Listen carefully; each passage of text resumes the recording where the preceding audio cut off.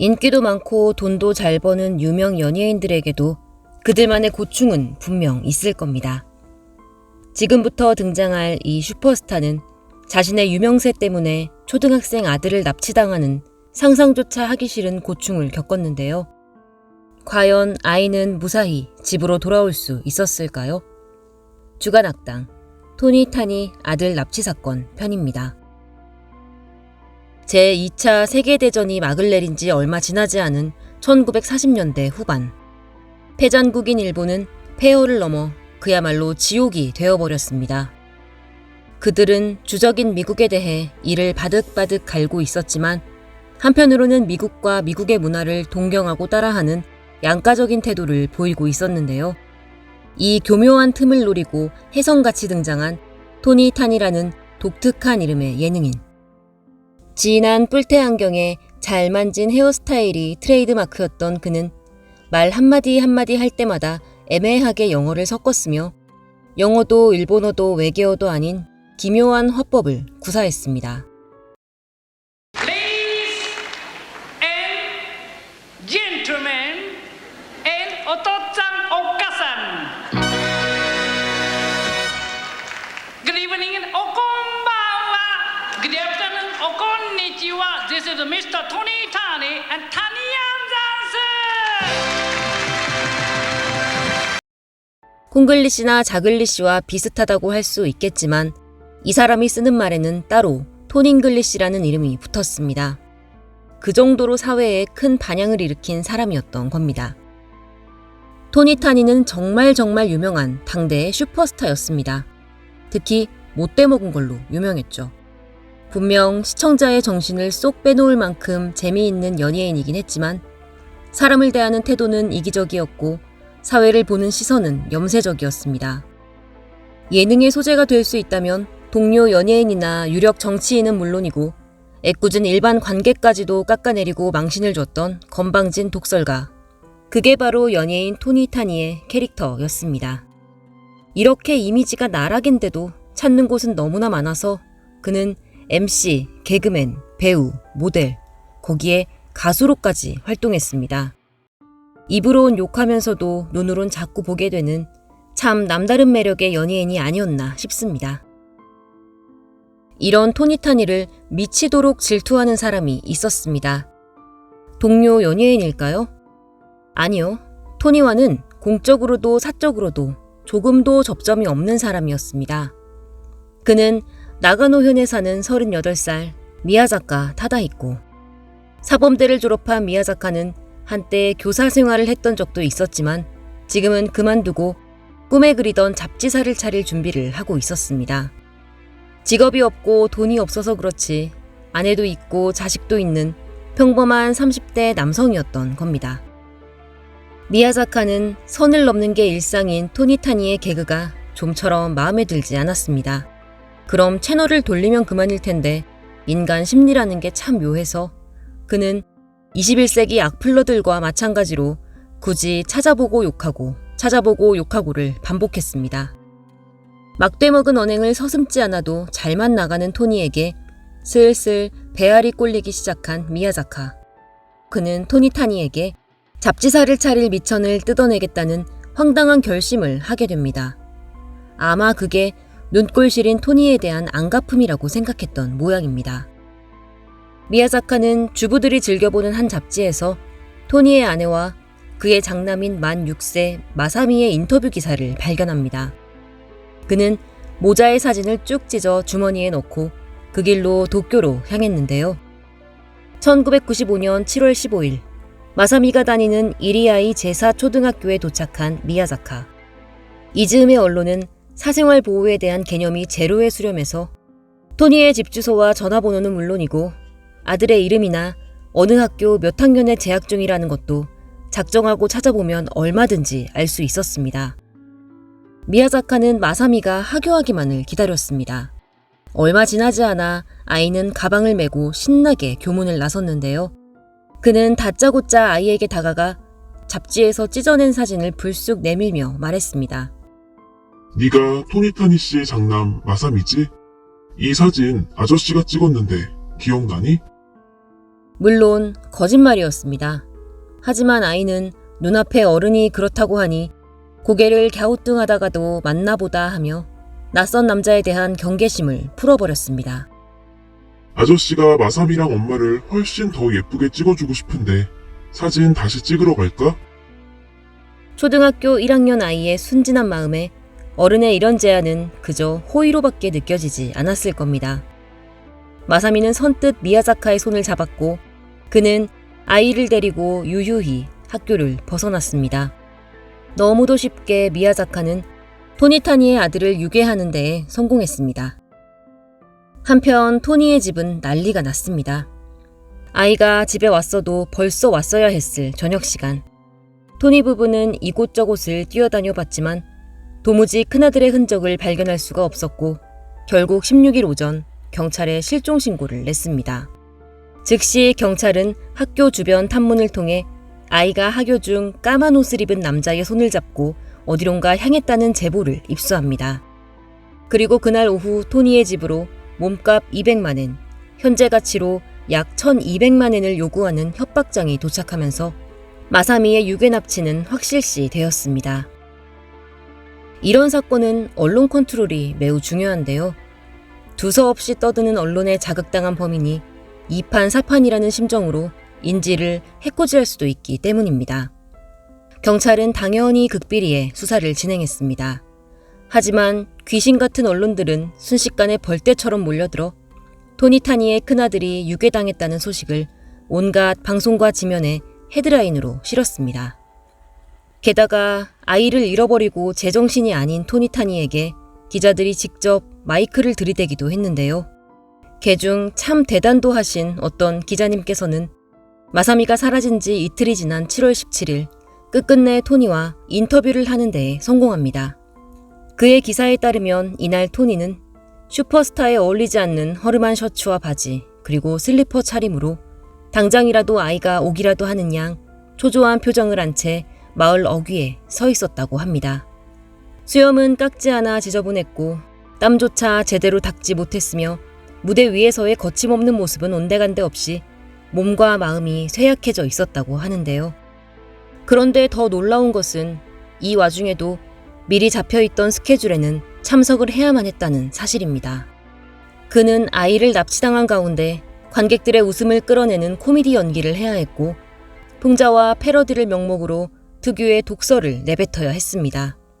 아버지로서 얼마나 억장이 무너졌을지 생각만 해도 정말 끔찍합니다. 이런 토니타니의 모습이 언론을 통해 대대적으로 전파되고 있는데도 일본 국민들은 찜찜한 표정을 감추지 못했습니다. 대체 어떤 겁없는 인간이 독하기 짝이 없는 토니타니의 자식을 유괴할 수 있겠냐는 겁니다. 설령 아이를 유괴당했다 한들 돈과 권력, 거기에 인내까지 흘러넘칠 그가 며칠이 지나도 아이를 찾지 못한다는 건 말이 안 되지 않느냐며 국민들은 기사의 내용을 영 신뢰하지 못했습니다. 여기에 한술 더 떠 연예 관계자들은 토니가 자작극을 벌이고 있다고까지 생각했다는데요.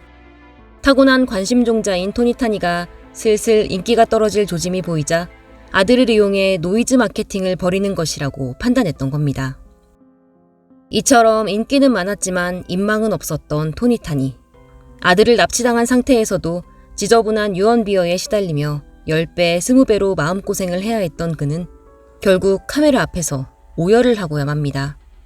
그러면서 범인을 향해 제발 아들을 돌려달라며 간절하게 호소하고 또 호소했습니다. マサミがすぐ帰ってくるのを待ってるよ。かすみちゃんも待ってるから。マサミ、早く帰っといて。 이때 미야자카에게 납치당한 마사미는 어떤 상태였을까요? 아이는 본인 때문에 나라가 발칵 뒤집힌 건 알지도 못한 채 미야자카의 집에서 그 집 아들과 신나게 뛰어놀고 있었습니다. 미야자카는 마사미를 도쿄에서 멀리 떨어진 나가노현에 있는 자신의 집으로 데려갔고 아내에게 아이를 맡기면서 중요한 투자자의 아들을 며칠 맡아주기로 했으니 잘 돌보라며 신신당부를 했습니다. 그리고는 곧바로 협박장을 토니타니의 집에 보냈던 거죠. 협박장의 내용은 대충 이렇습니다. 마사미를 잠시 데려갑니다. 나쁜 놈한테도 정의는 있으므로 아이의 생명은 보장하지만 200만엔의 몸값과 교환하는 조건입니다. 신고는 당신에게 불리한 결과를 낳을 것이니 우리 쪽에서 다시 연락할 때까지 가만히 기다리십시오. 그런데 지시사항과는 달리 경찰이 곧바로 대대적인 수사에 나서고 협박장까지 언론에 공개되자 미야자카는 덜컥 겁이 났습니다. 유괴를 하긴 했는데 이 다음부터 어떻게 해야 할지 제대로 계획조차 세우지 않았던 겁니다. 다행히 천성이 대단히 악독한 편은 아니었는지 그는 아이와 열심히 놀아주고 밥과 간식도 잘 챙겨주고 심지어 아이가 수영을 좋아한다고 해서 동네 물가에 데리고 가 수영까지 시켜줬습니다. 그렇게 시간이 일주일이나 지났습니다. 사건에 대한 국민의 관심은 점점 눈덩이처럼 불어났고 미야자카는 더 이상 우물쭈물하고 있을 수만은 없었습니다. 칼을 뽑았으면 무라도 썰어야 하는 게 인지상정. 그는 7월 21일 오전 토니타니의 집으로 접선을 요구하는 전화를 걸었습니다. 하지만 전화를 받은 토니든 추적을 하는 경찰이든 처음엔 미야자카의 전화에 별 반응이 없었는데 워낙 장난 전화가 1분에 한 번씩 온다 싶을 정도였기 때문입니다. 200만엔이 아니라 20만엔만 줘도 괜찮다느니 애는 벌써 이 세상 사람이 아니라느니 이 사달이 난 건 다 토니타니의 업보라느니 별의별 악질 전화에 멘탈이 너덜너덜해진 수사진과 토니의 가족들은 미야자카의 전화 역시 장난으로 치부했습니다. 하지만 시간 간격을 두고 3번이나 전화를 걸어 토니와의 만남을 요구하는 진지한 남자의 목소리에 경찰은 속는 셈 치고 전화 속 인물의 지시를 따라주기로 하는데요. 미야자카는 토니에게 밤 10시까지 시부야역에 있는 강아지 동상 앞으로 현금 40만엔을 들고 오라고 명령했습니다. 당연히 토니야 기어서라도 그곳에 가고 싶은 마음이었지만 문제는 일본 전역의 기자란 기자들이 죄다 그의 집 앞에 진을 치고 있어서 밖으로 한 발도 나갈 수 없다는 데에 있었는데요. 분명 그 많은 기자들이 토니의 뒤를 쫓아 시부야역으로 향할 텐데 카메라가 득실되는 곳에서 범인이 모습을 드러낼 리는 없을 겁니다. 결국 형사 한 명이 돈가방을 들고 기자들 모르게 시부야역 강아지 동상 앞에 서 있게 되었는데 이때 숨어서 현장을 지켜보고 있던 미야자카는 돈가방에 정신이 팔려서인지 앞뒤 재지도 않고 형사에게 다가가 토니타니? 하고 나지막하게 속삭였습니다. 형사는 자신을 토니타니의 부하 직원이라고 속인 뒤 미야자카에게 돈을 줄 테니 마사미를 납치한 진범이라는 증거를 보여달라고 요청했습니다.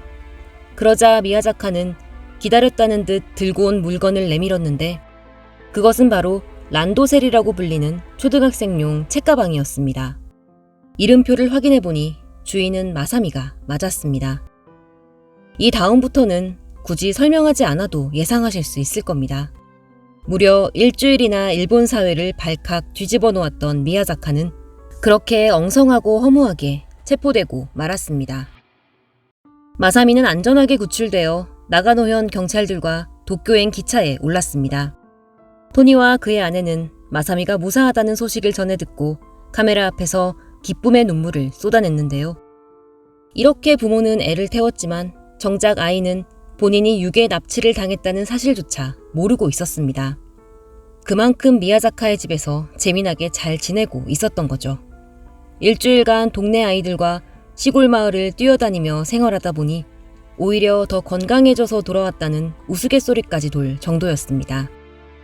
체포된 미야자카는 경찰의 물음에 다음과 같이 진술했습니다.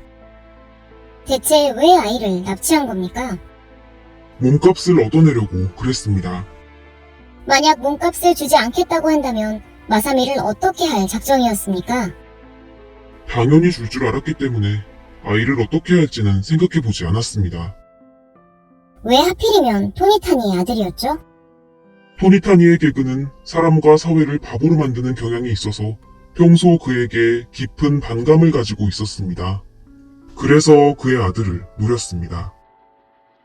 별 시답지 않은 이유로 시답지 않은 범행을 저질러 일본을 일주일간 대혼란에 빠뜨렸던 미야자카 타다이코. 범행 일체를 자백한 그는 유괴죄와 공갈 미수죄로 기소되었고 검찰은 징역 8년을 구형했지만 재판부는 1심에서 4년형, 2심에서 1년이 감형된 3년형을 선고했습니다. 세간에 큰 불안감을 조성한 반사회적 범행임은 틀림없지만 아이가 너무 멀쩡하게 지내다 돌아왔다는 사실이 너그러운 판결에 영향을 미친 것으로 보입니다. 토니 타니는 이번 사건을 통해 아들을 잃고 피폐해져가는 인간적인 모습과 범인을 향해 눈물로 호소하는 뜨거운 부성애를 의도치 않게 대중에게 노출하게 되었습니다. 송곳으로 찔러도 피 한 방울 안 날 것 같던 그가 이렇게 따뜻하고 애틋한 면모를 지니고 있었다니 일본 국민들은 인간미까지 넘치는 토니에게 더 큰 사랑과 관심을 보낼 것 같았지만 아이러니하게도 상황은 정반대로 흘러갔습니다.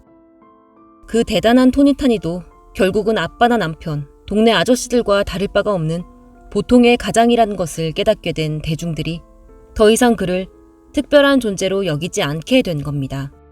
그렇게 캐릭터가 와르르 붕괴되어 버린 예능인 토니 타니.